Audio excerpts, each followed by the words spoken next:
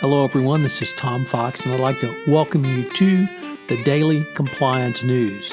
The Daily Compliance News is an offering of the Compliance Podcast Network. May 10, 2019, the What is Hubris edition.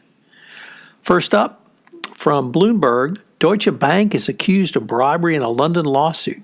Stitching Vestia, a Dutch affordable housing provider that nearly collapsed as a result of derivative losses, is suing Deutsche Bank, saying the bank is responsible for bribery in that it allegedly paid 3.5 million euros in commissions to a Dutch company, First in Finance, which were in fact bribes to tank the company's stock. Obviously, with Deutsche Bank now in the news pretty much every day, this is not the sort of thing that they would need going forward. Next up, from Francine McKenna over at MarketWatch. Turns out that 70% of all adverse opinions for internal controls were for companies with less than $100 million in revenue. What is the SEC's response? Would it be to require additional audits, beef up internal controls? Actually, no.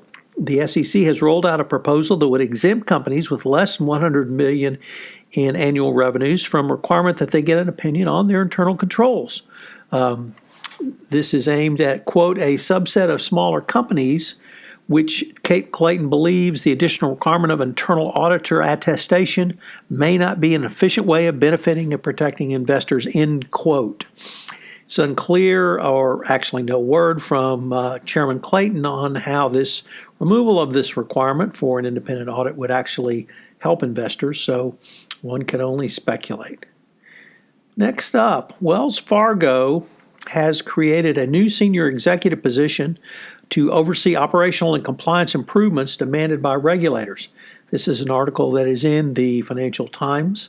And Derek Flowers, a 2-decade veteran of Wells Fargo, will become the head of strategic and operations. In this role, he will report to not the CEO, but the bank's acting chief executive. He will lead a group that will be focused on executing our regulatory priorities, strengthening and driving the implementation of certain business and risk management processes. One might have thought that Wells Fargo would want to bring an outsider in who actually knew something about compliance and ethics, but apparently not. They're going to have someone who will simply try to comply with the regulatory requirements as levied upon Wells Fargo from their fraudulent account scandal. And finally, in today's feature episode, or rather feature article, Elizabeth Holmes is going to claim at trial, apparently, and according to an article in the New York Times, that it was actually the government that defrauded her.